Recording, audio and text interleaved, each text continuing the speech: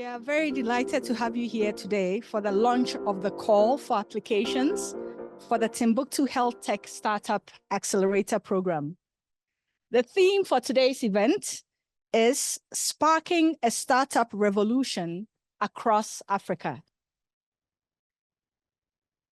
Ms. Ahuna Eziakonwa, the United Nations Assistant General, Secretary General, the UNDP Assistant Administrator, and UNDP's Africa Regional Director.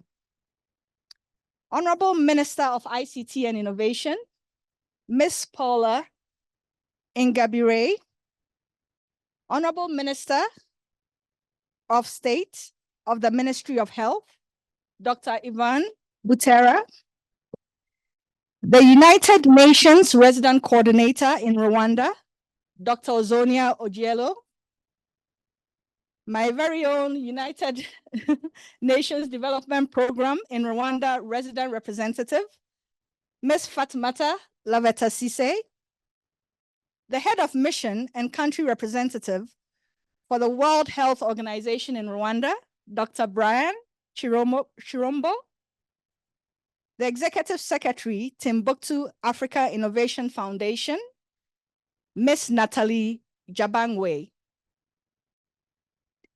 who is online. And at this time, I'd also like to recognize our honorable guests, over 100 of them who are connected with us today online.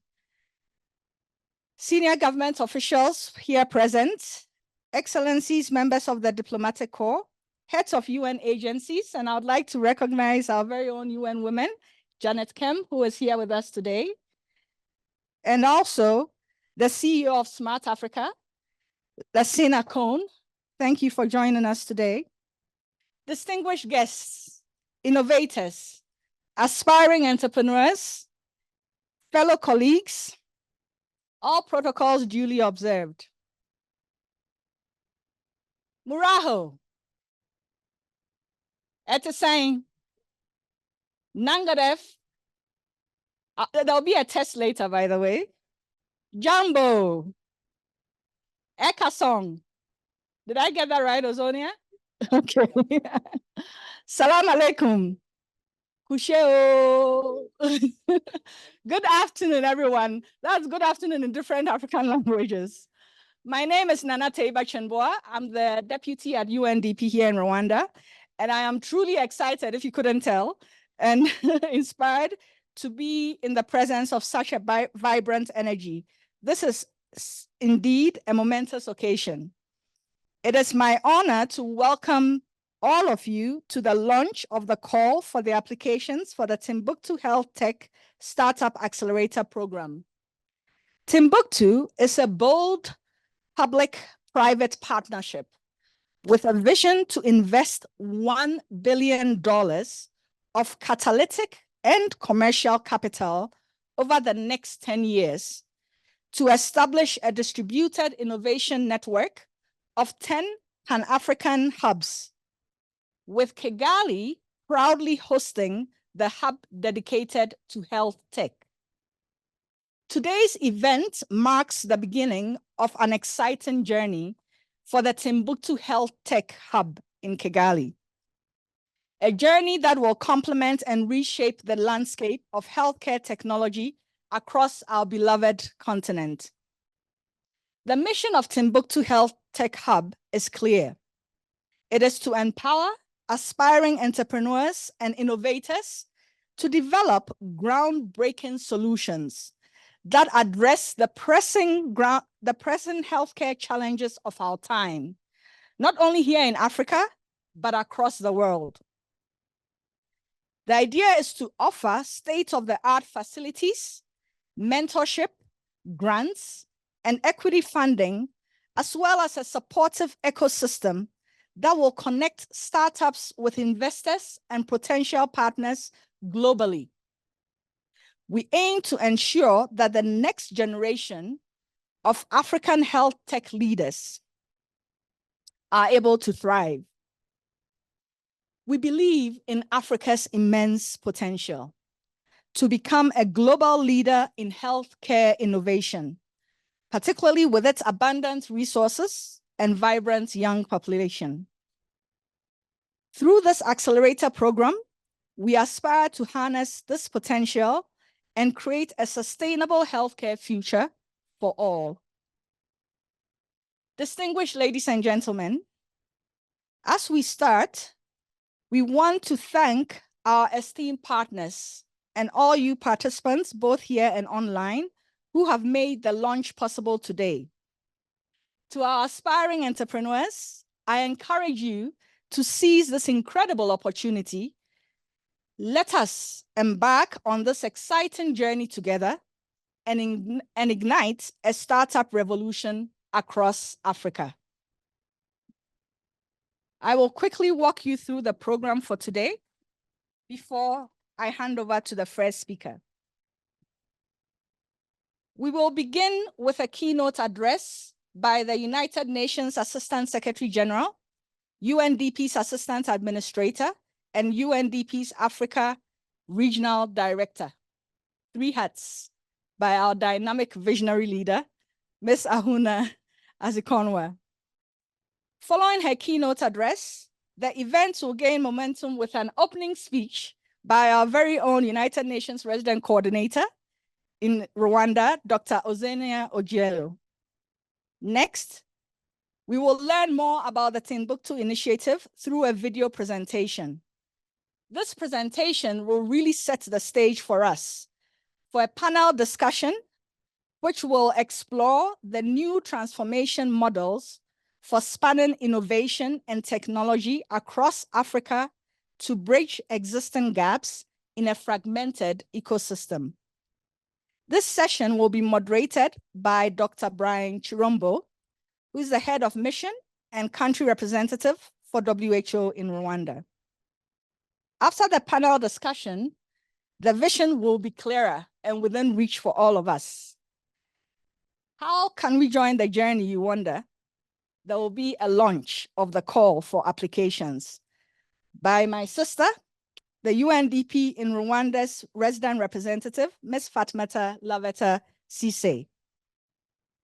Finally, we will have closing remarks that will outline the next steps of this journey, delivered by Dr. Ivan Butera, Minister of State for Health.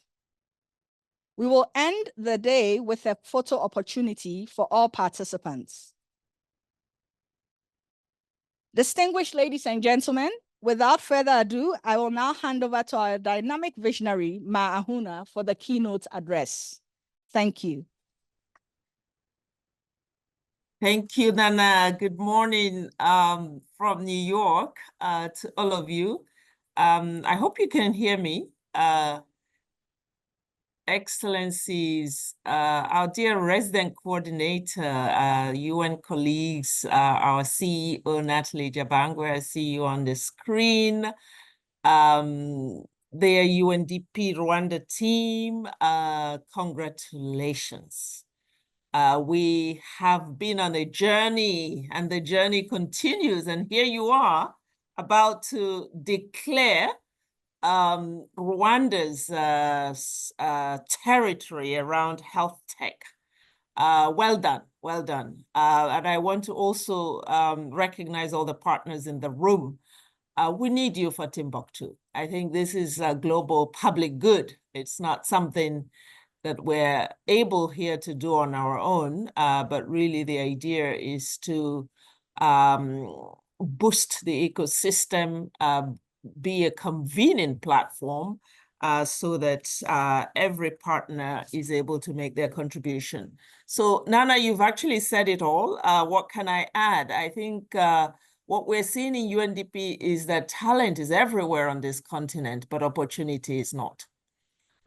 From Somaliland to Chad to Eswatini, everywhere you make a call, you get top talent emerging, even corners where there isn't that much exposure and access. And that has really stimulated us, inspired us to come up with this initiative, which we hope will then match that talent with opportunity. We also, as UNDP, think that it's important to use Timbuktu to have a more inclusive approach to innovation and entrepreneurship, particularly with startups. We have seen over the years that startups are growing on the continent, but very much narrowly around 2 or 3 sectors. With Timbuktu, we are expanding that territory and making sure that all the SDG sectors are covered with this opportunity for innovation and tech. So 10 thematics across 10 countries.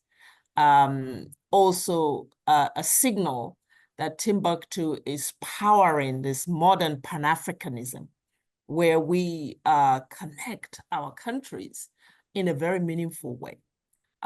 We have the Africa Continental Free Trade Area that's come on stream. The question is, how will this be leveraged by those who are working in this industry, and particularly by young people?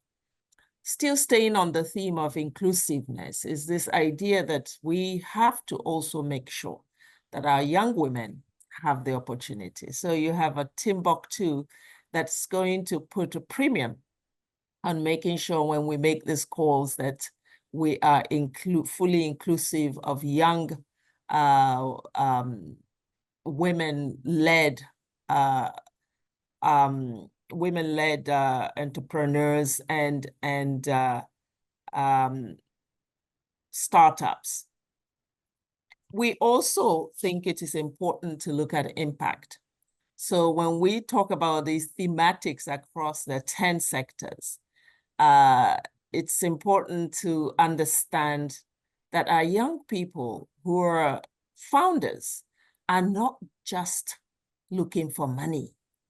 They're not just sort of getting involved so that they can buy themselves private jets. There is prosperity in the room there, but their main focus is really to solve development challenges. And that's why UNDP is very much attached to this. We are seeing practically every young startup entrepreneur is thinking about how they can solve development problems that they are seeing on a daily basis in their own homes, in their own communities, in their own countries. So when you talk health tech, we're looking at health challenges on the continent today. Africa can overcome these health challenges with new innovations, new ideas that are coming out of the most unusual places, our young talents. But they are not just going to be able to walk on their own. They need a helping hand. They need the right enabling environment. They need the right mentorship.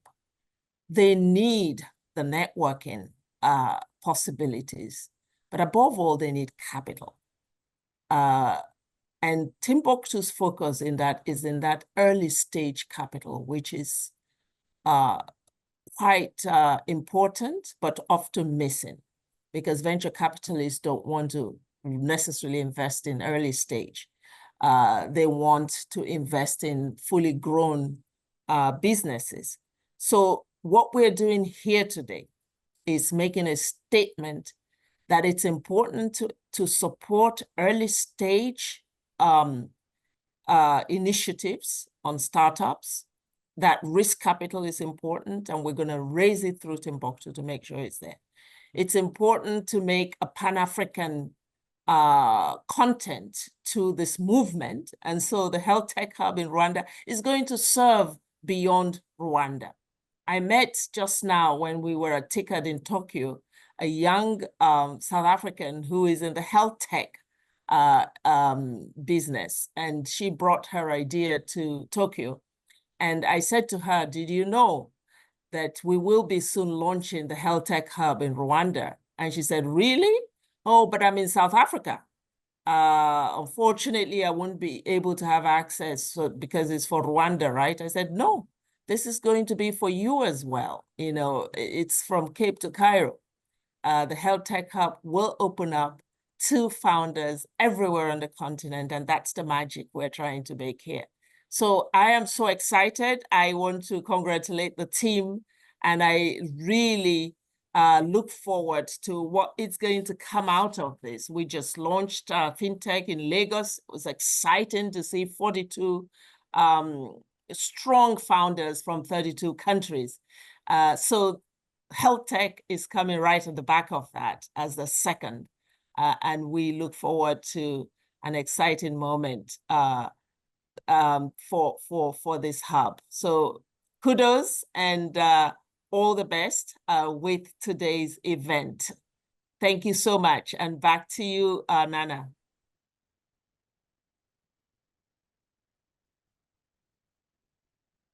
Thank you so much, Mahuna. Just a quick few takeaways, which I absolutely loved, is that the Timbuktu will be powering modern Pan-Africanism with young entrepreneurs being preoccupied with finding development solutions to development challenges. So Timbuktu, the HealthTech Hub in Rwanda, will be servicing all of Africa, right? We are meeting the boundless talent with opportunity from Cape to Cairo. On that note, I would like to invite Dr. Ozonia Ojelo to give us the keynote, the opening. Thank you.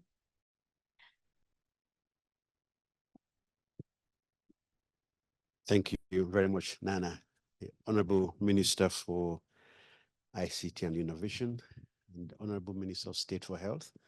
First of all, congratulations, First Minister, on your reappointment, and Dr. Butera on your appointment to the cabinet, reappointment as well. That's true, on your reappointment as well.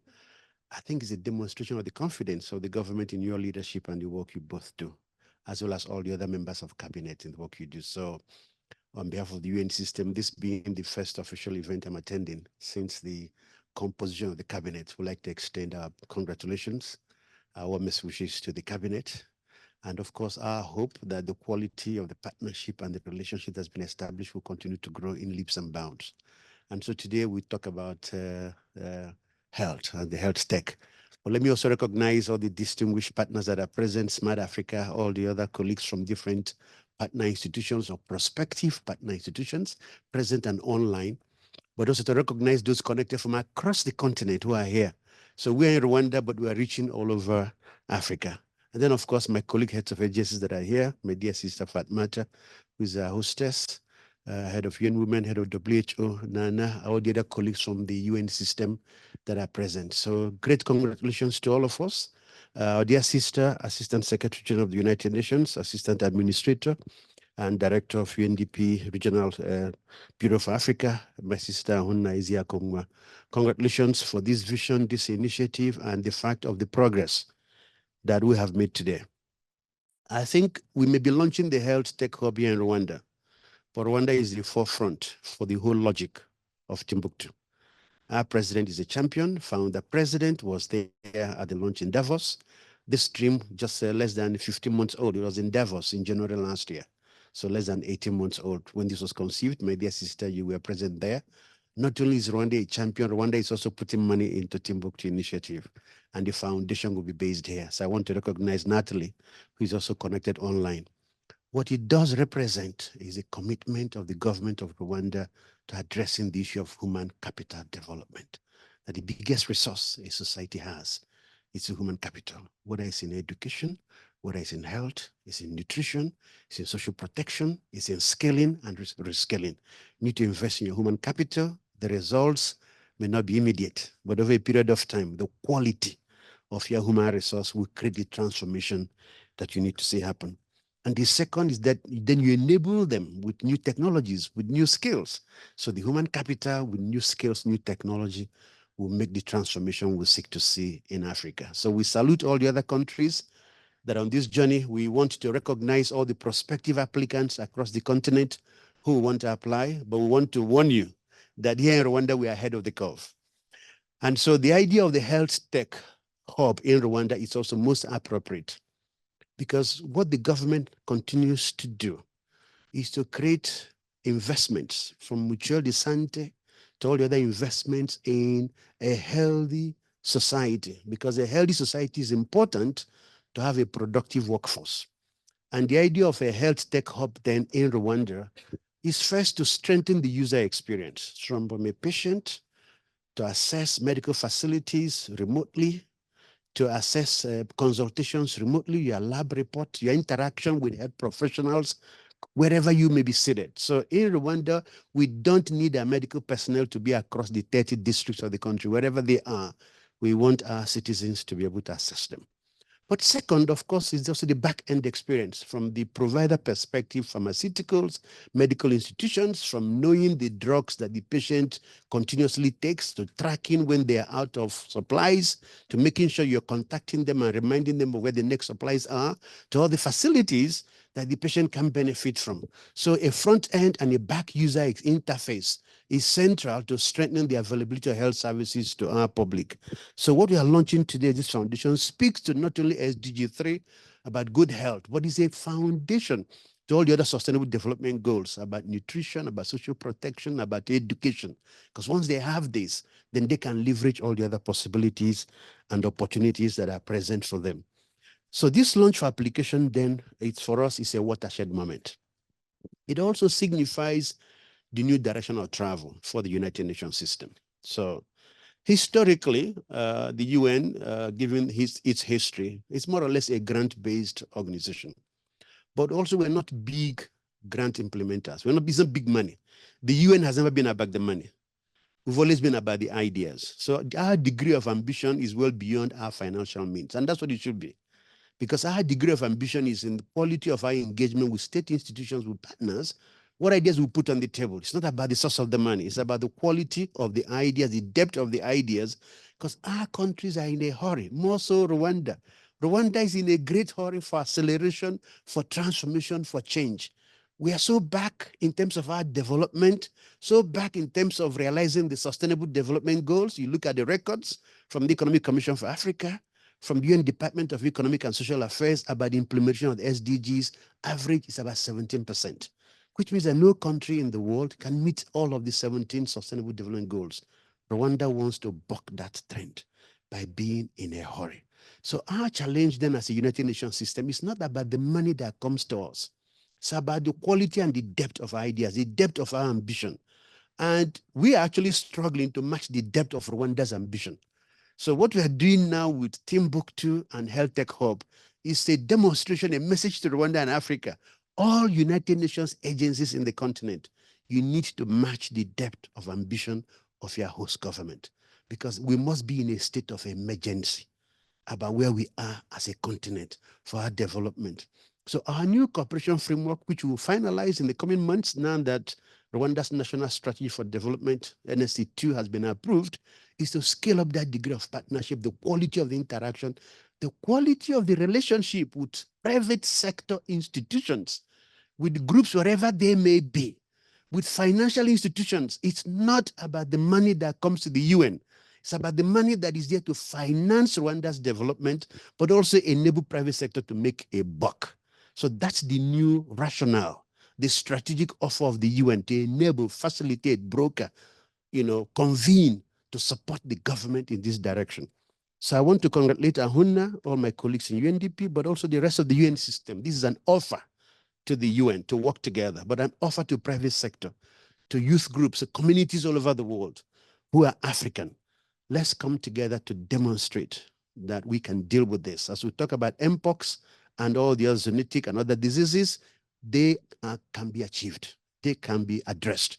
And starting with the HealthTech Hub in Rwanda, we can do things differently for the transformation of Africa. I thank you very much.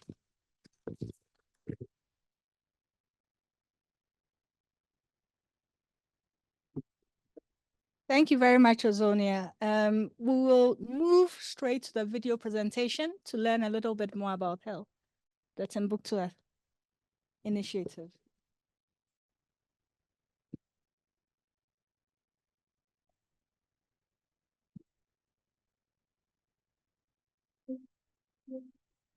We believe in the power of ideas to solve big, difficult problems and to transform people and planet. Africa's tech startups are just getting started. Introducing Timbuktu, the largest initiative in the world to support the African innovation ecosystem, bringing together public and private partners and bridging catalytic and commercial capital. Timbuktu will invest $1 billion to address gaps in early stage risk capital, to get the ecosystem right, and to capture the Pan-African opportunity. Timbuktu's privately managed hubs will each focus on a different priority and will attract top African talent from across the continent. In each hub, a startup builder will nurture investment-ready startups, while a commercial venture fund will invest in early-stage startups. Timbuktu is sparkling Africa's startup revolution. Timbuktu is forging the new African venture capital, more inclusive, Pan-African, and ecosystem-minded. Are you in?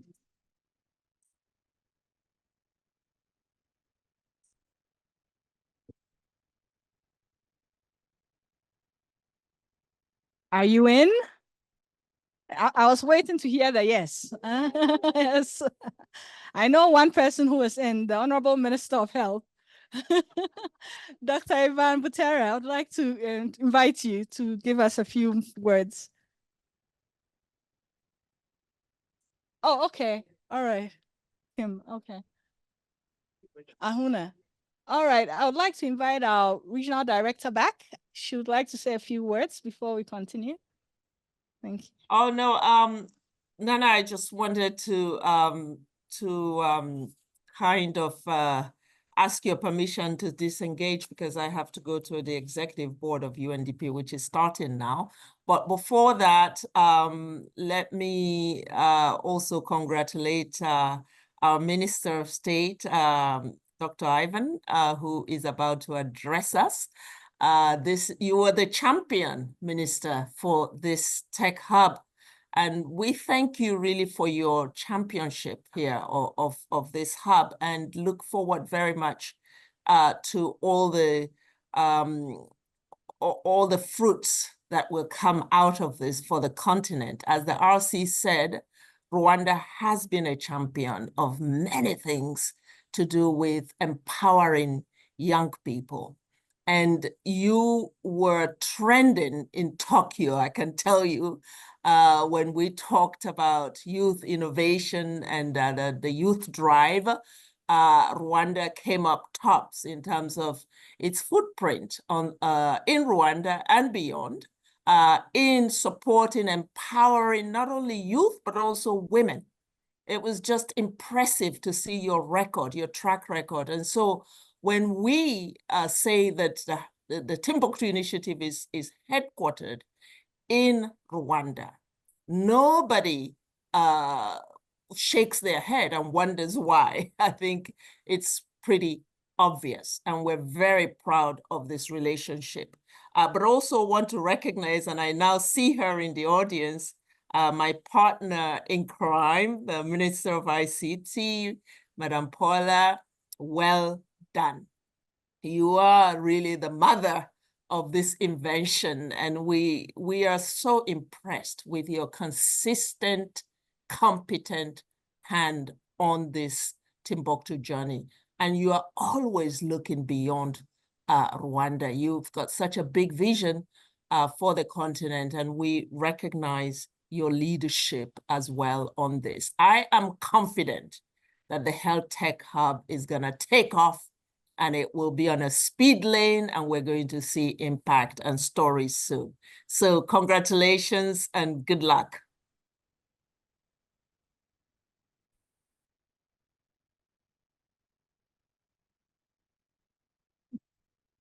Honorable Minister.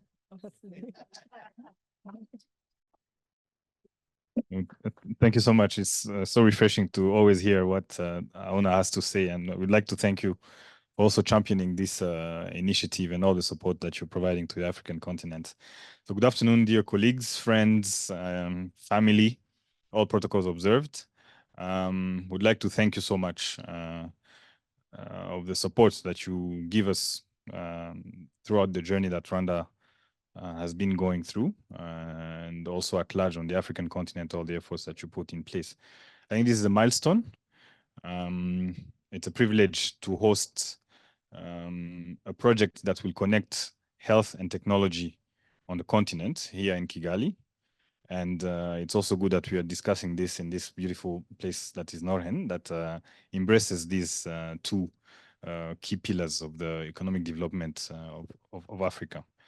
So there's a lot to do. I think this is the first step, and we want to thank you, all of you, for all the support that you have provided for us to get here, and to encourage all of us to do much more and faster so we can achieve our goals. There's a lot to be done in this space. If you start maybe from disease prevention and early detection, early warning systems, we live in a world that is very interconnected. We are not immune to any shock that might happen anywhere. So our ability to detect early, and usually the world is leaning towards technology to have early warning systems. So our young innovators that will work in these fields will be able to position the continent to be able to be resilient to any shock that might come. Second is into clinical care. We have a young population that is expected to grow, that is expected to be productive. So it's important to keep them healthy. And there's a lot of things to make their healthcare easy, agile, accessible wherever you are, regardless of your age, your geography, your income, etc. So there's a lot of solutions that can come out of this. Another critical area I think that the hub will focus on is in the area of vaccines, manufacturing in general. As you all know, on our continent, we do export more than 90% of this. And I was just, before I came here, I was reading a paper that came out last week, where in the US, they were able to design, by using computational tools, the structure of many diseases, let me put it that way, or things that cause diseases, so proteins, specific proteins. By using computational tools, they were able to structure the model of proteins that we have right now, or that we are likely to have in the future. And the good thing of that is that the pharma companies will now tap into that to design medicine and vaccines to keep us healthy. So there are things that are happening in this space, increasingly so. And we think that the continent has an opportunity to now position itself based on our specific, maybe demographics, our specific genetics, and etc., to really provide solutions for this continent.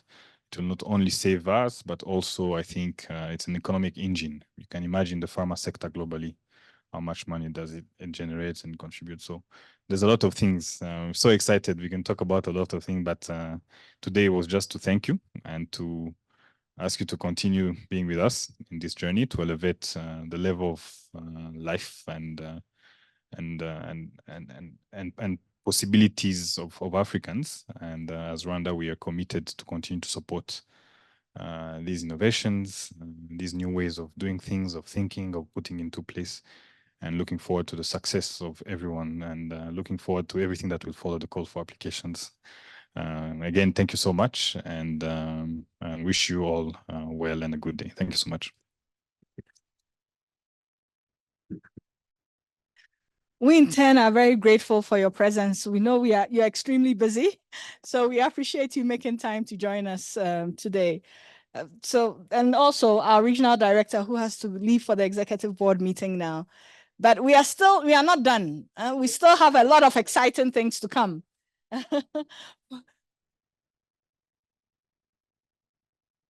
Yeah. So the next session, the next part of the program is the panel discussion. As Ozonia said, it's about the ideas, right? The big thinking. So we are going to hear all the exciting things from our esteemed panel.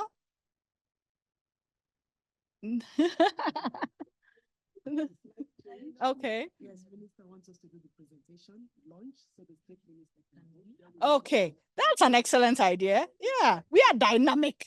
Well, yes. Exactly. The iterations are happening. All right, so a slight change in program. We are going to have the presentation and launch the call. So we have both ministers as part of the process. Then we'll have the discussion later. Okay, excellent. Are we ready for the presentation? My IT experts? Yes. So I'd like to hand over to the UNDP resident representative, Fatmata Lavet-Sise, to walk us through the presentation. Thank you. Thank you so much, Nana. Good afternoon, everyone. Definitely a brilliant event going on here. So I'm trying to do this in less than 10 minutes. But it's a brilliant one because we all know most of the information that exists. And it's just to set a bit of the scene for us. I know we're all speaking, but to put all of this into context. I hope this works. Okay, should I be putting anywhere? It hardly works when it's with me, so it's not a thing. It's me. It's often me. Or can you skip them? Good. So we want to understand why are we in fact in this space. UNDP is about eradicating poverty. Yeah. Then you're talking about health and innovation. But eradicating poverty is not only about GDP growth, because we know growth is not sufficient to impact on the lives of people. We have a young population. We often say who are the most unemployed? Young people and women. Why don't we create the environment in which the young people themselves will employ themselves and even employ other young people? That's why UNDP is here. And Africa has over 60% of our population is below 25. If we don't engage them and energize them, we're really wasting resources. Then, of course, we've heard about the moonshot from the regional director, the ambitious 10-year program of Timbuktu. It's a big step, but we are very ambitious and we're excited about it, and we believe in it. So we're happy to be here. What is it? It's a platform that is going to connect many innovators. Innovation space is created, and we're going to see the 3 areas where they'll be created. We want an environment of growth. You will see in this presentation where we feel it's a bit of a pain to see our Africans who are eager, who are smart, young, brilliant, and ready to contribute, but they don't have the enabling environment. Of course, we want to support our investors as well. 3 ways Timbuktu is doing this, and we want that picture really well captured. We have unipods. These are university innovation centers where university students will come and try out their ideas. We are very happy that Rwanda is one of the first unipods that have been established last year. So it's not only for university students. We know we have the talents and the capacity of our students in universities. We are not connecting our universities and our economies from students, academia, etc. So we thought creating that space in the unipod is really pulling and tapping into that talent and contributing immediately into the economy and into our countries. So unipods will be the pipeline through which we can identify these startups that come to the hubs. We have 10 hubs that are going to be established in Africa. The FinTech Hub has been launched in Lagos. We are launching the call for applications for the HealthTech Hub. We are hoping before the end of the year to launch the HealthTech Hub itself. And I really want a big, loud noise when we hear about the building that the government of Rwanda has given to the HealthTech Hub here in Rwanda. Already, brilliant idea. So that's going to be launched right next to the Ministry of ICT, and we even learned that the Ministry of Health is coming closer to that building. So it's going to be like a whole big area. So the HealthTech Hub, we have a MindTech Hub in Zambia that is also being launched. There's going to be a tech in Kenya that is on climate change, agri-tech in Ghana, etc., etc. Now, what does that mean? If a student in the University of Rwanda identifies a brilliant idea on mitigation on climate change, for example, who is in Kenya, we connect them. I mean, a student of Rwanda, we connect them to the Kenya Climate Tech Hub. If a student in Rwanda identifies a faster way of growing maize, for example, we connect them to the agri-tech in Ghana. Students in Zambia, Kenya, anywhere else, who have brilliant ideas on how we can detect in advance of these zonal diseases, we connect them to the health tech in Rwanda. This is why we're saying the health techs or the hubs are Pan-African in nature, and we're going to be using the unipods to direct that energy and the knowledge to the thing. After all of this, finance matters. We're going to provide an enabling environment by bringing the investors and these startups together to get the catalytic funding. So this is the ecosystem of Timbuktu. And then you see already where we have the university pods across Africa that are already in operations. That is the yellow. Those on stream, even those in countries that are not yet functional, are actually in the process of getting that done as well. Then I have some stark reminders as to why we're here today talking about HealthTech Hub. So in the early 80s, I'm sure many of us in the room, I'm sure many of those who are connected do not even remember what we were talking about in the early 80s, about HIV and AIDS. What do you mean? But when that came out, we saw the difficulties for economies in Africa. We saw all high infection rates in Africa, loss of the workforce. So those of us who think health is not connected to the economy, when you don't have an able labor force, they're not going to be able to contribute to the economy. Most important about this reminder is, what did Africa do? We needed vaccines to prevent. We needed to understand, in fact, what is causing HIV and AIDS. We're waiting for people externally to tell us how to handle HIV and AIDS. And we were the most affected. As if that is not enough, we know Ebola happened in most of the East Africa. But then in 2014, it hit rock bottom when we knew Ebola affected 3 countries in West Africa. And we know, of course, the impact that had, again, on the people and on the economy. Trade routes were restricted, schools were closed, we couldn't get children to go to school. I'm part of one of those countries that are in these Ebola countries, and we know really what happened and all of that impact. Again, what did we do in Africa? We are waiting for vaccines. We are waiting for treatments for Ebola. We are still just sitting and waiting. As if that is not enough, COVID happened. We keep being reminded of the need to do something about the situation of health on the continent. COVID happened, the outbreak happened. Everybody was expecting a catastrophe, of course, in Africa. Our health systems are challenged. We don't have the vaccines. Once the vaccines were out, there were confusion on who should get the vaccine or not. What did we do about it? We needed to sit up and say, it's Africa, we have the brains, we have the young people. We can't afford to wait one time to the other.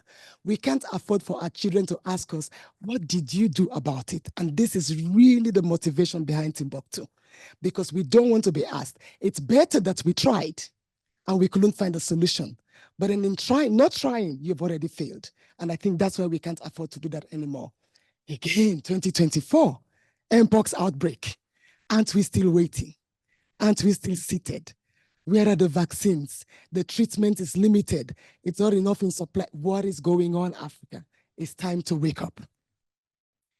Then finally, I like this video that I saw not too long ago. Does it have a sound?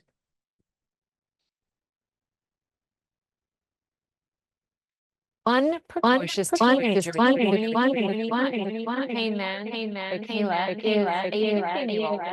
getting recognition for inventing a sword and he's just being honest. So it's this young Ethiopian who is in the US and has been working on a particular type of soap that can help to prevent skin cancer and even treat it. Now, the question is very exciting when we see this. If we had all those equipment he was using in the US, he would be doing that discovery in Africa. Most important in this message is we have many more Africans who can do this, but we have not created the enabling environment. This young Ethiopian is able to do it in the US, and this is exactly why Timbuktu is here. Create the equipment, create the space, and just see how the young people will thrive and actually help us to solve the number of other issues that we have. I meant to skip.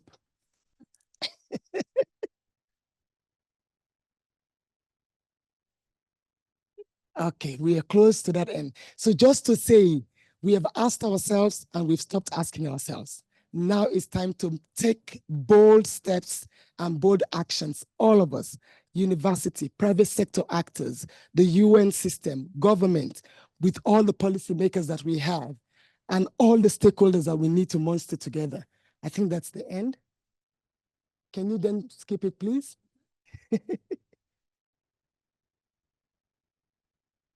Okay, at this point, I'm going to ask all of us to stand up to launch this call, and you're going to count down with me, because we are here to solve those problems. We're not sitting back anymore as Africa.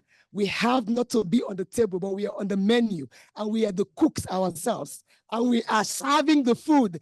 We are the chefs, we are serving the food, and we are eating the food. We are part of it. So together, let us launch the call for applications for the HealthTech Hub, and that is going 10, 9, 8, 7,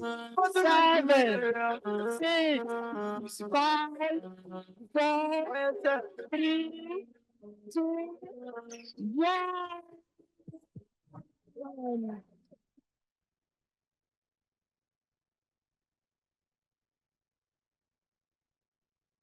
I'm too excited. I know we are all rushing to go and fill out the applications, but let's hold our horses. Excellent. This is absolutely brilliant. So the call for applications is launched. All innovators, entrepreneurs, we are looking forward to receiving your applications. You hear more about the next steps later. So thank you so very much, Honorable Minister, for joining us. Excellent, excellent. Yeah. All right, Dr. Brian, we are ready for your brilliant thought leadership now for the panel session. So I'll hand it over to you. Thank you. My sister, Dr. Fatmata Lovetta Sise, was very clear. I'm not supposed to make any speeches. Of course, the speeches have been made, so I don't think I need to. But I'll say a few words before introducing this exceptional panel that we will listen to. First, my sister, Dr. Fatmata Lovetta Sise, she was complaining the other day that it seems it's only doctors who like to be called doctor. What about us who are PhDs? So I recognize it. Dr. Fatmata. I think I'm very happy. I was very happy to hear during all the presentations and the discussions that the message comes out very strongly that actually health is at the center of development. And I think I was very happy to see the NST2 goals, which clearly includes a very strong emphasis on health. Of course, we know Rwanda, as RC was already saying, is way ahead of many of the countries. So health is at the center of development. And we need to create an enabling environment to make sure that we are not on the menu. We have to be at the table, because as long as we are not at the table, we are on the menu.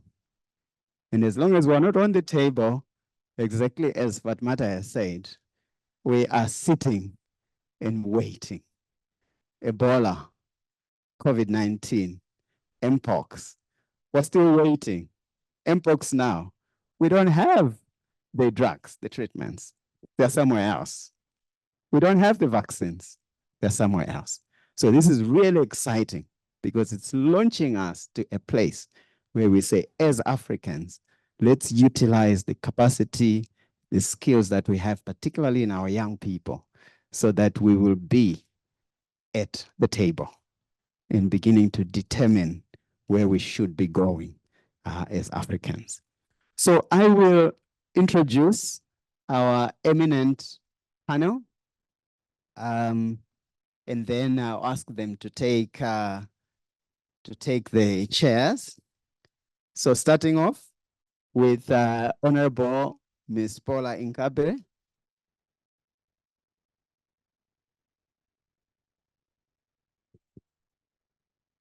Honorable Minister Inkabire is the Rwanda Minister of Information, Communication, Technology, and Innovation.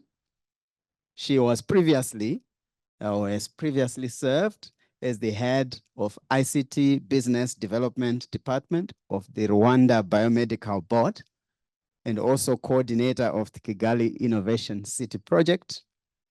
And before that, she was the Smart Africa Coordinator, an innovative initiative that seeks to leverage broadband infrastructure to drive Africa's socio-economic growth. Honorable Inkabre is a graduate from the Massachusetts Institute of Technology School of Engineering, and also from the Sloan School of Management. And she holds a BSc in Computer Engineering and Information Technology. So who else is best placed to be part of this panel? So welcome, Honorable Minister. And then the second person is going to be Ms. Natalie Jarangwe, who is going to join us online. Ms. Jarangwe is the ad interim Executive Secretary of Imbuto Africa Innovation Foundation, Timbuktu Africa Innovation Foundation. Thank you, Ozonia. She's also Group Digital Executive Officer of the Sanlam Group. The Sanlam Group is actually Africa's largest non-banking financial services firm, which spans across 34 African countries, in addition to also being in India and Malaysia. Ms. Jarangwe is the former and youngest, we're talking about young people, youngest chief executive. So not only a technician, but chief executive to have run a mobile money business in Africa. And this is the EcoCash in Zimbabwe. She previously worked for NCR Corporation. Natalie holds a BSc in Information Technology and an Executive MBA from the Imperial College of the UK. So again, another impressive panel member to join us. And then finally, my sister, Dr. Fatmata Laveta Sise, who is the current President Representative of UNDP in Rwanda. She previously served as the Senior Economist for UNDP in Ghana and in the Gambia, and held a number of senior positions in a number of countries. And I liked to pick up, we talked quite a bit about South Sudan. So this is a tough lady. South Sudan, Ethiopia, among a long list of critical countries where she has worked. She also previously worked for UN Women, Eastern and Southern Africa Regional Office. And she, in her home country of Sierra Leone, she worked in the Ministry of Finance and in the Office of the Vice President. Fatmata has a PhD in Development Economics and a background in law and economics. So welcome, Dr. Fatmata. So that's the panel that we will have today, who will talk to us about their perspectives and their expertise, because as we have already heard, this is an eminent panel that we have, and they'll be able to provide us with valuable insights into the role that each of the organizations play in advancing health tech innovation in Africa. So I will join them as we start our discussion.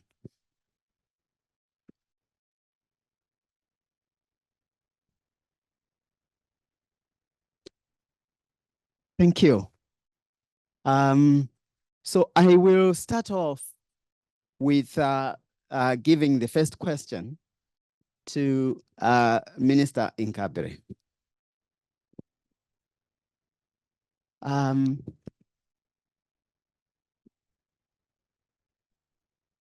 What are the most significant challenges?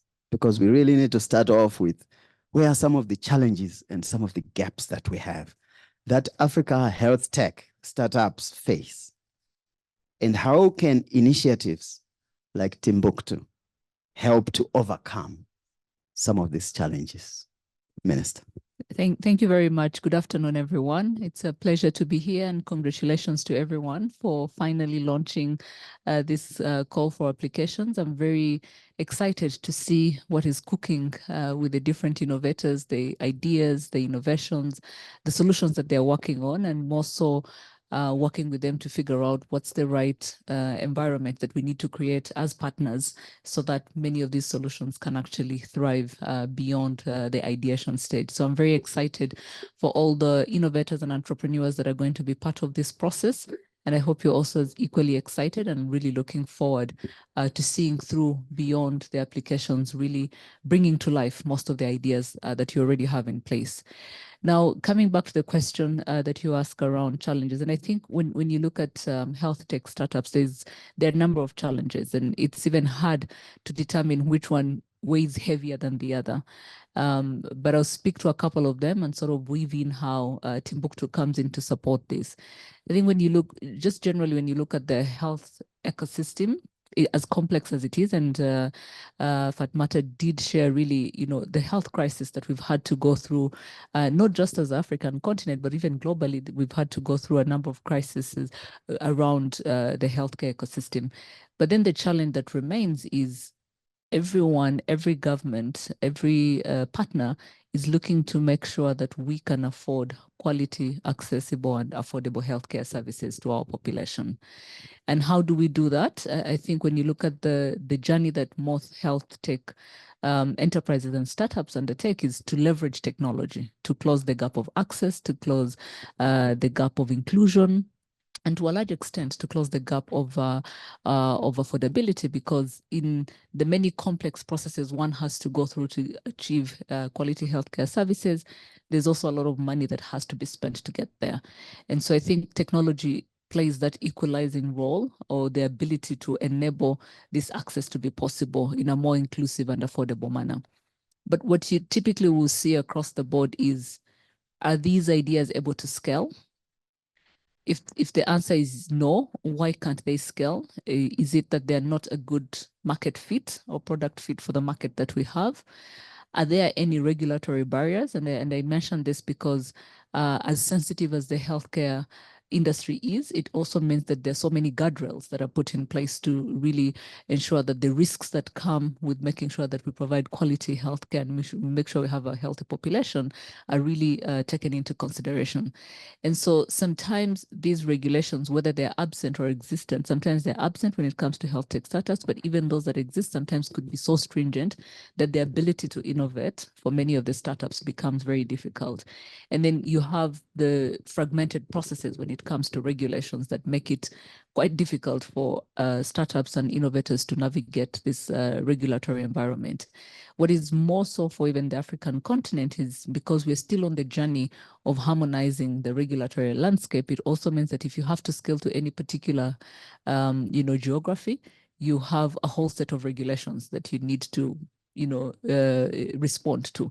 And so for technology where things are moving fast, if you're taking a year or 2 years or 3 years to sort of even comply with the existing regulations of a jurisdiction, it almost means that you're missing out on actually being able to scale so fast and adapt to the challenging environment. The second one is around financing, and that's the bigger one, where the ideas are there. We have young people, with talented people with very good ideas. Most of them are solving for problems that they're actually facing on a day-to-day basis.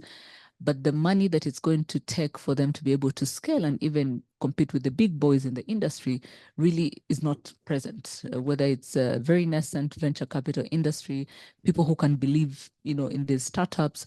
I like that earlier when we were looking at the presentation, we're looking at the demographics across the African continent. Most people are young, under 30, many are still living with their families. Where do they get that kind of funding and support to really get them started?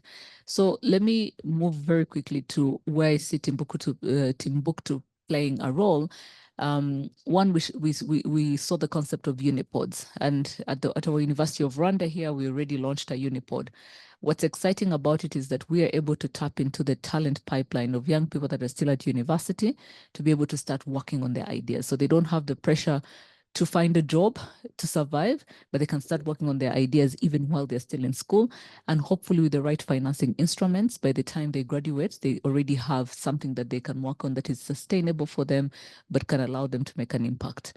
We also have the tech hubs, and when we do launch the HealthTech Hub, it will be a co-working space similar to where we are here today, that allows for people to be able to share ideas, partnerships to be forged, synergies, whether it's with fellow startups or more established companies.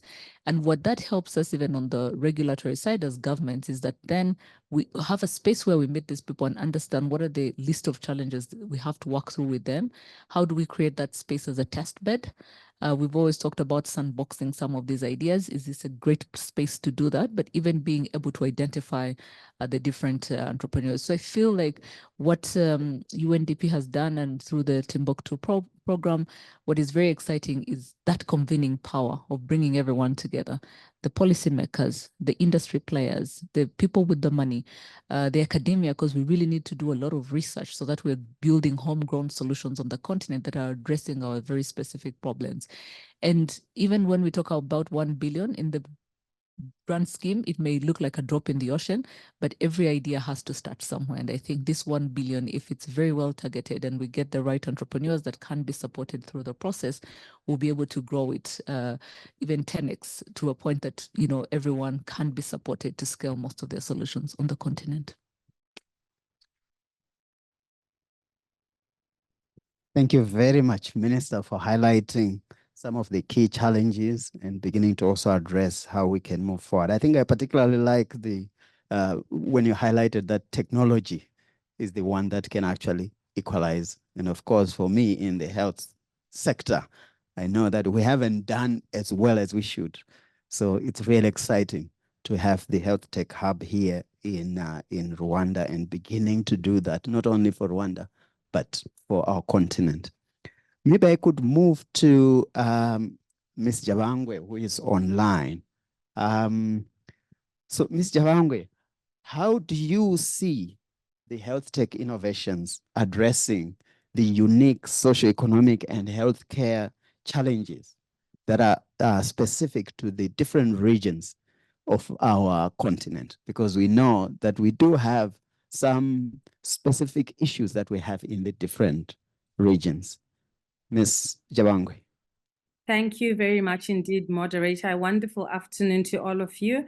I'll firstly start by saying congratulations to two honorable ministers who have graced us to this occasion, our United Nations resident representative, our UNDP resident representative, and of course, without a doubt, the entrepreneurs themselves, as well as all the organizers of this event. We're super excited as Timbuktu to be driving the health tech thematic vertical out of Kigali, Rwanda, for the regional integration and opportunity of all of Africa, and not just for Rwanda itself. And let me come quickly to the socioeconomic benefits of health tech innovation across the African continent.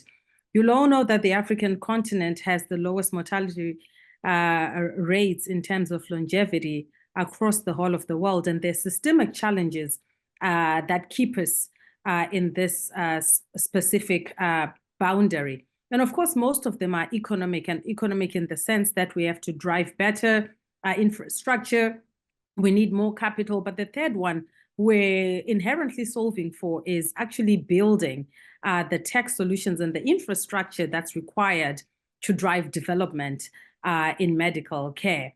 And so the second thing that we have to look at, just aside from driving, an improvement in mortality rates for the African continent, is access to early stage interventions.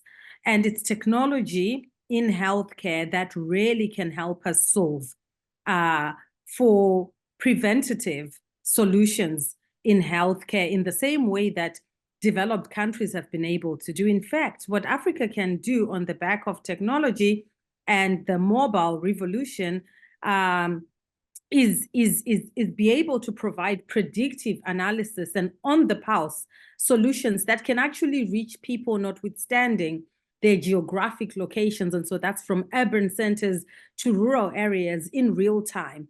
And a fantastic example of that is Zipline innovation out of Rwanda, the blood bank distribution through drone technology that was the first in Africa that we witnessed through Rwanda, how we can shorten the time of access to medical solutions for people who are far cut off geographically and actually have interventions come through super quickly.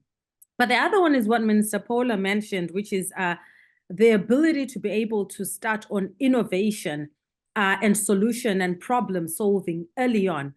Albert Einstein said it takes 10,000 hours, which is the equivalent of 10 years, to actually come to a great solution of something that's groundbreaking. And this was true with the invention, right, of the light bulb. And this is true with even regards to the invention of genetic vaccinations and modifications, and particularly things that are science-driven.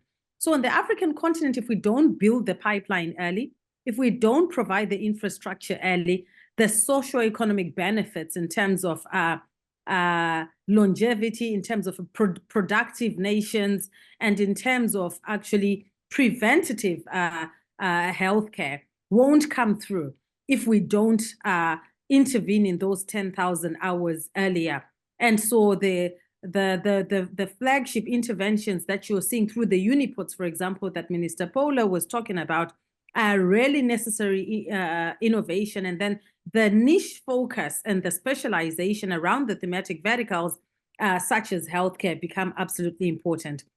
But notwithstanding the fact that we still all require modern access to infrastructure in healthcare, goes without saying. And I want to thank the government of Rwanda for picking the HealthTech thematic vertical, because part of the national strategy, healthcare national strategy of the government of Rwanda, is to drive distribution by affording people in rural areas, for example, to have access to clinics and to also have access to healthcare infrastructure that is affordable. If we bring down the cost of medical access, it means that we can reach people better at scale, but it also means that in the long term, for socioeconomic benefits, people are living longer, and it means when people are living longer, we can be more productive. And so these are some of the key areas when we look at how technology innovations in healthcare can actually transform. And this is how do we create a strategy that touches on all aspects of the R&D, of citizens, and of investors, to actually bring a total package that drives success across all, to people and as well as to economies, and in the long run, to drive prosperity for all.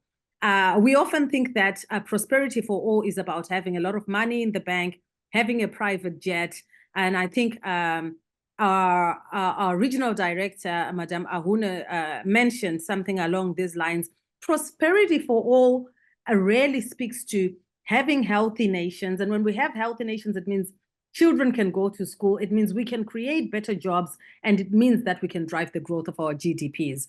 So healthcare rarely touches on the socioeconomic aspects and not just about the wellness of citizens. And that's why it's fundamentally important for us to tap into tech innovation around healthcare. Thank you.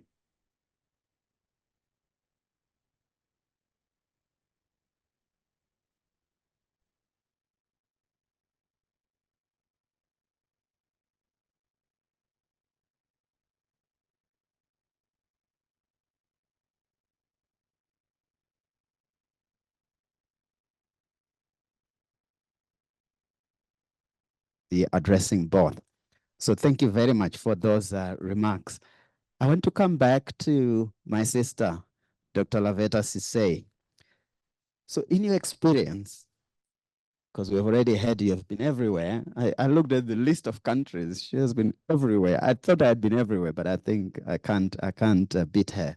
So in your experience, how can initiatives like Timbuktu and the UNDP's investment help to bridge some of the gaps that we've already heard about from Minister, that we've heard from Ms. Jabangwe, in Africa's fragmented innovation ecosystem? Thank you so much, my brother, Dr. Brian, who I believe is definitely managing this panel so well. And I just want to say for the records, in the UN, it is when doctors work in WHO, they call them doctors, when they're medical doctors. Everybody else is your first name. So I wasn't complaining. I was just saying they call the real doctors doctors. We, the fake ones, we go by our name. So still we are the Dr. Brian. I remain Fatmata. But really nice. I'm really liking this. And of course, you've asked a very important question around what then do we need to do to the fragmented ecosystem? And we know there's a fragmented ecosystem. You have innovators on one side, you have those in academia on another, government is doing policy somehow right there, you have private sector with their own ideas. Who is bringing them together? That's a very big question, and that's why UNDP is in the space. And I want to say that Timbuktu and UNDP can indeed serve as the catalysts to create greater collaboration among innovators, government, public sector institutions, other public sector institutions, private sector, etc. And there are several ways where we can do this, and I think we're already doing that. First is around providing the seed resources that are required to even start. And I want to really build on from what the RC, Dr. Ozonia said, that the UN is not known for money. We're not the ones bringing the big money, but at least we can start and allow those who carry the big money to pick up the work and continue. So serving and providing initial resources is one of the strengths of UNDP. And again, that's why you see us doing that with the HealthTech Hub, with the Unipod. It's not because we are expecting UNDP to be the one to carry on all of that work altogether, but it's an opportunity to bring all the actors and get the private sector to be interested in this kind of work, to pick it up, because of course they want to make money and they should make money. The UN is not about making money. So really providing seed resources, technical assistance, and most importantly, providing the platform that bring the actors together. That's one area. Second is something that my sister, the Minister Paula, was talking about, which is around the UN's convening power. And I'm going to add convening spaces. We are able to have places where government, private sector, civil society organizations all come together in one room, including innovators, because we have extensive experience in doing this. We've done this in many instances, and we can quickly do so. But most importantly, we have already existing platforms. The GA exists where heads of agencies are meeting at the global level. What other platform can be better to get governments and countries to take on such initiatives?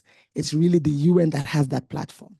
We have such platforms at the regional level, at the AU level, with strong relationship, and again at the country level, even with UN agencies here and development partners. So using and leveraging that convening power to bring all the actors on board is a second way we can bridge. A third and most important is what we often call the comparative advantage. So when you look at UNDP, we are getting into this massive space in Rwanda, into HealthTech Hub. If you look at our office, myself and my colleagues, you can say there's no way you're going to do this. But we don't depend on ourselves. We have regional hubs, we have HQ. So depending on the kind of capacity that we need, we can call on our colleagues in the other regions. We have a finance hub in South Africa, for example, that has the expertise of really getting into venture capital conversations. When we get to that stage, we call on that resource. So that's where we say our comparative advantage is beyond what you just see here. But I want to extend that further to even show what is happening in the room today, that our comparative advantage is not within an agency only, but with other UN agencies as well. UNDP is organizing an event. We have my colleague from WHO, who is rightfully so, whose mandate is placed on health, working together with UNDP. We have my colleague from UN Women who is here, who I know they have a fantastic program on Girls Can Code. And we are going to, of course, have conversations on how we link this. So if we need a specialty on girls, encouraging girls into the health tech, UN Women comes in. On the standards and the regulations, WHO comes in. I'm sure my other colleagues have connected online as well, UNAIDS, UNFPA, who is on the section on reproductive health. So even when you think beyond UNDP, we have the UN system to leverage. And of course, we are also supported by the RC, who strongly, encourages us to work together. So bringing initial capital or resources, technical assistance, creating the platform, convening power that can be used from the global, regional, and national, and really relying on the vast expertise. UNDP is present in almost every African country. So by the time we are launching this call for application is going to be launched to all these countries. So when we say the hub is for Africa, hosted here in Rwanda, we mean it, because all our colleagues are going to really replicate this call everywhere. So what better convening power can we have to bring these actors together than UNDP and the entire UN system itself? Thank you.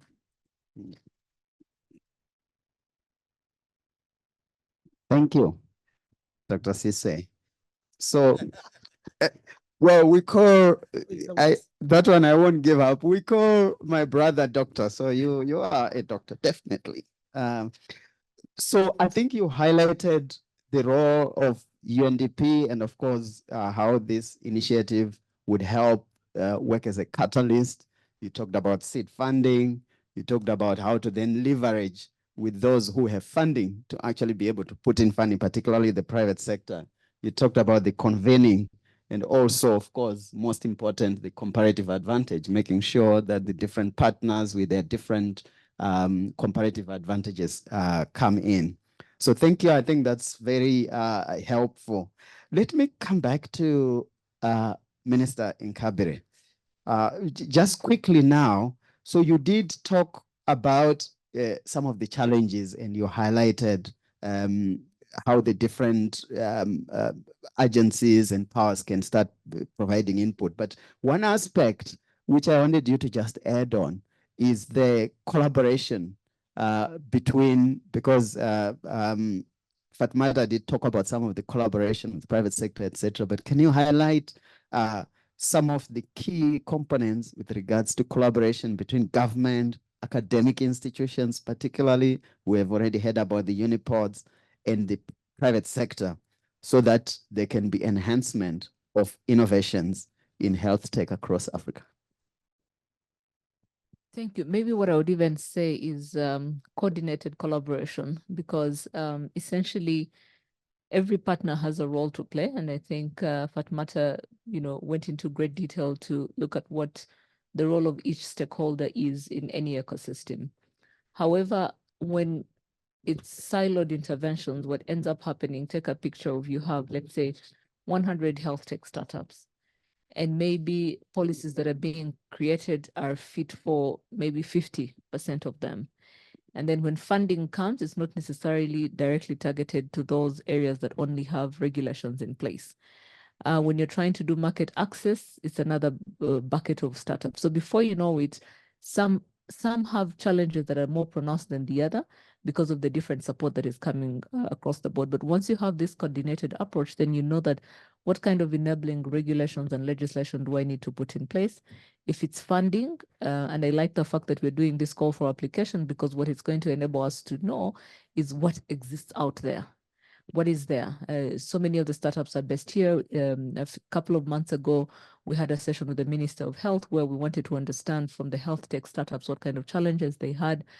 But that could have just been a fraction of those that exist in Rwanda, even across the continent, to even understand if they have the same type of challenges. What we went away with was a good sense of what are the buckets of challenges they're facing, But again, also understanding that one-size-fits-all interventions are most likely not going to move the needle for each and every one of those startups. And so they may have to be very targeted interventions because health tech is broad. And so with the different clusters under health tech, then you're able to understand what needs to be there. Now, one thing I want to emphasize on is when it comes to research, and for me, for us to have truly new to the world type of health tech innovations, research must be given a front seat. It's not about just picking copycat innovations from elsewhere and trying to fit them for the market that we are trying to address, but it's rather understanding how much research needs to get into it, how much funding goes towards research and development, and essentially being able to create the kind of products that are a good fit for what we're looking for. And I know there was an example of Zipline that was given earlier, which is one way, because what was happening is there was the drone technology. What we had was a problem of how do we deliver emergency products to health facilities. The alternative was, investing in cold room facilities, but which was going to be millions and millions of dollars, which probably would not scale immediately as we wished to. And so this became a very good alternative for what we're looking for. So this is where I feel like once we identify what are when we map the entire healthcare value chain, where are we seeing the biggest gaps on the continent? Once we map that with this call of applications, we'll be able to know who is doing what and how many of these solutions are able to respond to the different layers of challenges that exist across the value chain. And then in terms of funding, we're able to say, what does scale look like for this? Can we give them an opportunity to test? And I want to end on this, not beyond research. When it comes to collaboration, it's not just governments that will think about the funding and the policies and regulations and development partners bringing the funding and entrepreneurial support. It's also more established private companies giving an opportunity for startups to be able to test their solutions. So you could have hospitals, for example, you could have pharmacies, you could have anyone within the healthcare ecosystem that is looking to build some of these solutions that help them to be more productive, more efficient, and effective at delivering their services. How do we connect them to each and every one of these startups that can sort of support by bringing in the technology piece and giving them a place where they can test this? And so I think what's important and what we're really hoping to achieve through Timbuktu and particularly the HealthTech Hub here in Rwanda is how do we coordinate better this support? Because we know so many partners are interested in health, and rightly so, but then the question becomes, rather than have siloed interventions across the board that may not necessarily give us the impact we're looking for, how do we bring everyone together and allow for more impactful and coordinated interventions as we go along?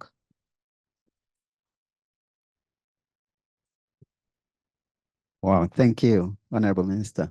So coordinated collaboration across the different areas. Targeting is what you highlighted. Of course, research. We need evidence-based guidance, and then focusing on gaps. And of course, the research will also make sure it does that. And then making sure that you bring in the private companies and other established companies to actually support the startups. So thank you very much. I think that's very helpful to understand this area of coordination and collaboration. Maybe I could move back to Ms. Jabangwe. So artificial intelligence and machine learning is really becoming very critical. And I think in the health area, we have seen quite a significant move. Of course, we know if we look at our own continent, we're not necessarily doing as well in this area.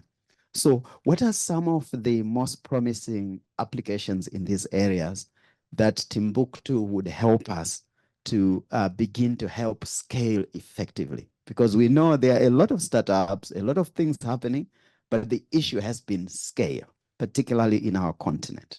Ms. Jabangwe. Well, thank you very much for that question. I think I want to reframe that question because I actually think it's a two-pronged approach. It's not just about technology. And I mentioned earlier that one of the biggest challenges we have in Africa is really the high mortality rates. I mean, Africa as a continent lags far behind. And what that does is create a trickle-down effect. In that we don't create high productive sectors. as a result of the systemic challenges that we still grapple with.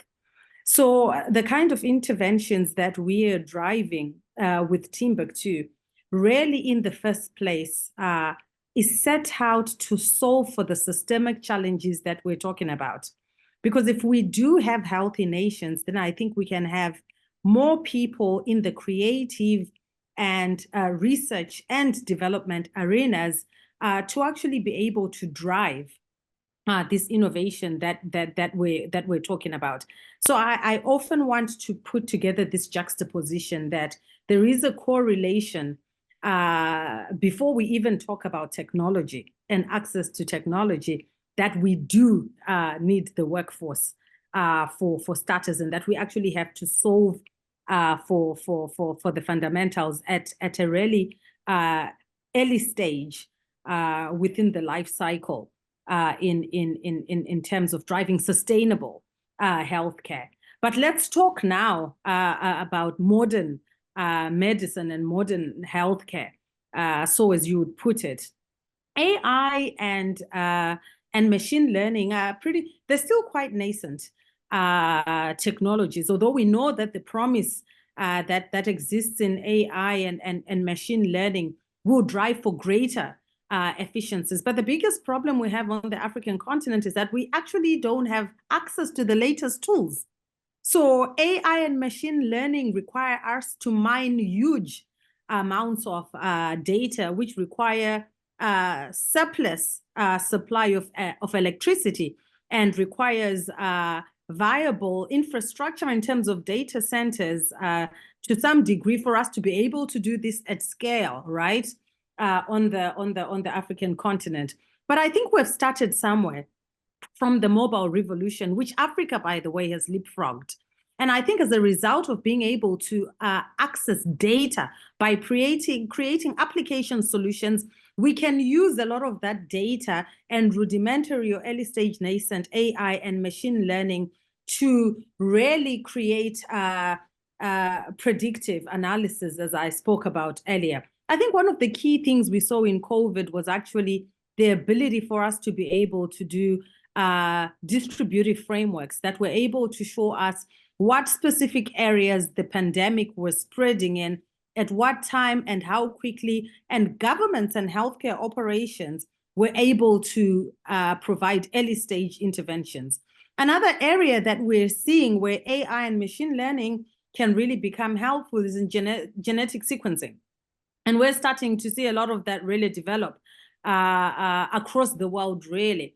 And these are areas and aspects in which we believe as Timbuktu, if we can set up R&D centers that are modern and high-tech and provide world-class facilities out of the HealthTech Hub, and partnerships, and I think Minister mentioned partnerships, that it's collaborative. If we partner the best in class, the best R&D research centers, pharmaceuticals, universities on the African continent, in Kigali, in Rwanda, as we regionally integrate, we could be ahead of the curve. So there are several, and I like the way that Minister put it, if we look at the value chain and we start from the bottom up and say, well, what is it that will drive the end in sight? And this is the kind of model, right, in our thematic verticals in Timbuktu, we would really like to sort of, in our programmatic approach, have a look at and then say, how do we support those with solutions in a systemic way, in a world-class way, in a best-in-class programmatic approach, collaboratively, and then to be able to solve for the kinds of challenges that we're seeing on the African continent and drive disruption. For example, in non-communicable diseases, right? We've got the MTBR in Kenya that has been able to solve in a big way to bring improvement in non-communicable diseases, malaria interventions, diabetes interventions as a result of mobile technology. And there are plenty other areas in healthcare that when we map the value chain, so there's still a lot of work to be done, right? Notwithstanding the tools and the technology that we're talking about. It's a whole end-to-end, it's a two-pronged approach, it's a fusion, and that's how I would look at technology. It has to be embedded around other ecosystems in the healthcare value chain for technology to make sense and for us to gain the benefits thereof. On its own, technology will not deliver on the aspects of improvement that we require from modern medicine.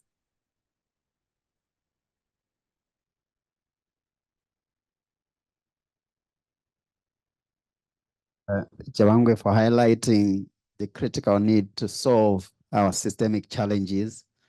And I think you highlighted one critical point, that only healthy people, so I'll put it in my own words, only healthy people can drive development. Sick people cannot drive development. And that's why I was mentioning earlier on, how health is really at the core, at the center of all developments. You highlighted the criticalness of access to the latest tools that we need to have. And of course, you mentioned the mobile revolution that we can actually build on to access some of that data.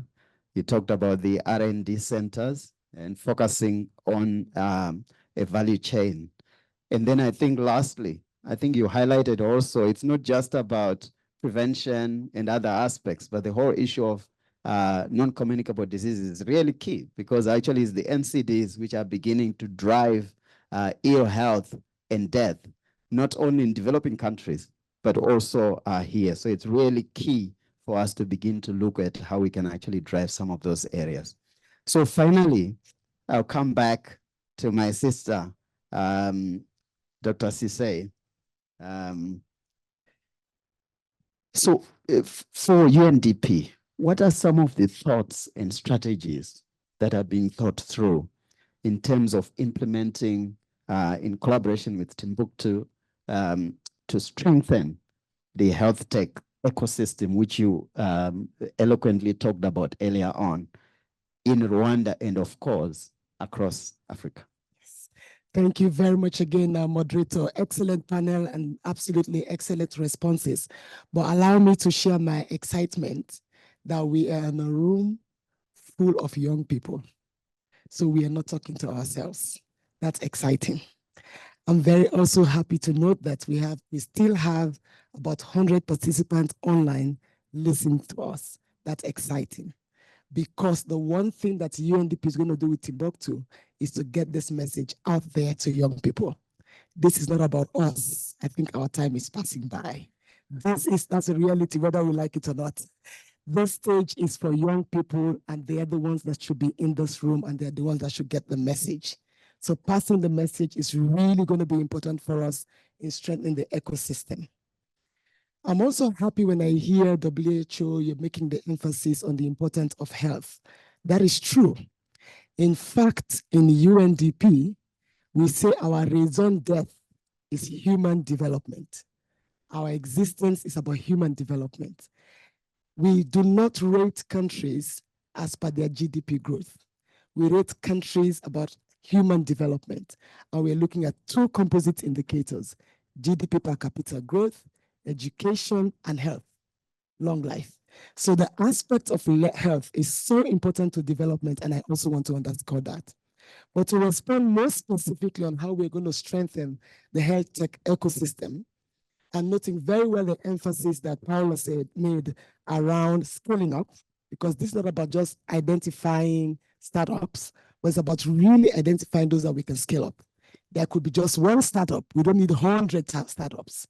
You can get 2 or 3 startups in health that you scale up that can solve huge challenges on health. So it's not so much about the numbers, it's how we work together to get the quality to get to scale some of those brilliant ideas. In summary, into 3. 1, it's going to be around capacity building. And capacity building includes the training, the technique that is required for these startups to take to scale, but of course the finances that is required for them also to be seen and recognized. And another aspect of capacity building that is critical that we are going to work together, UNDP and Timbuktu, is really the networking capacities. It's not only technical and financing, but how do you really get your business above? And that's why we're excited when we have people like Natalie, who are actually CEOs of Timbuktu, young, dynamic, smart, has the experience in the industry itself, and is able to share directly how other young innovators can actually learn from her. So UNDP is putting that together already to say, it's not about knowing it all, it's not about getting the resources, but who do you connect with? Which spaces do you get plugged in? That's one. Second, and also important, is strengthening data systems. We are going to have many applicants, and that's our expectation. It is not all applicants we work with at once. What do we do with that data, that information? So having a portal that documents and has information on each and every ecosystem. I think every new idea that starts, there's something in it. It may not be ready for the market that we have right now, but it'll be ready tomorrow. But most importantly, how do we get it ready for tomorrow so we don't trash it? So really creating a data system is going to be another.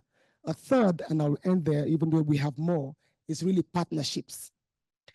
As UNDP, we recognize that we are never going to be new in this health tech ecosystem, and it is not new. So we are really going to scan, we already have done that, the environment, to see the players who've been there ahead of us. And I'm very happy to note that we've started conversations, extensive conversations with Novartis Foundation that is working.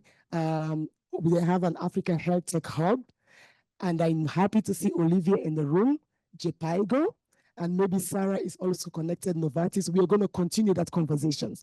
They have started in this space already before, and there's no way we're going to ignore the wealth of experience that they already have. So we are really going to create partnership and forge together because we want to solve health problems for Africa.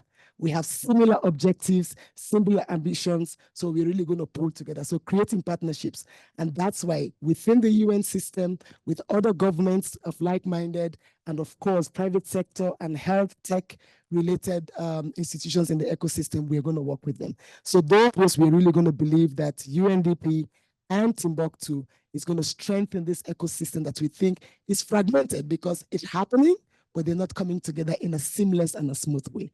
And we will continue in that space. Thank you, Dr. Sise. Capacity building, networking, data systems, partnerships. So maybe I will ask each of the panelists 5 words from you. What are your 5 parting words from all the discussion that we have had? So I'll start off with Ms. Javangwe online. Please, your 5 words, parting words. Well, thank you very much. I think I'm counting the words. That's fantastic. I think transformation, collaboration, market access, scale, and youth. Wow. Thank you. My sister, the doctor. So let you down. Not that I'm asking you to treat me. I mean, that's different, but people 5 words. People used to tell my daughter, like, oh, don't worry, she's playing very rough. If she falls down, her mother will treat her. I'm like, no, I can't even give Panadol. It's not that kind of daughter. I think my 5 words are apply, very important, connect, aspire, take to scale, and showcase. Wow. So we finish off with you, Honorable Minister. I'm still counting. So I think the English words in the dictionary have already been exhausted. So I'll go with create, innovate, inspire, partner, impact. So we have heard from the experts. And I think all that's necessary now is to get the applications and start moving. And we look forward in a year's time, if not earlier, to be able to actually now see the results of the work that will be coming from not only Rwanda, but from across the continent with regards to the outcomes of the HealthTech Hub. So thank you very much, colleagues. Thank you to all colleagues who are online. I think this has been a very exciting day, exciting panel. I think we have learned a lot. I like the 15 words. So I hope we are going to, yes, because you can summarize them into 5, but I still love the 15 words. I think let's keep them as we move forward with the HealthTech Hub. Thank you, and over to MC.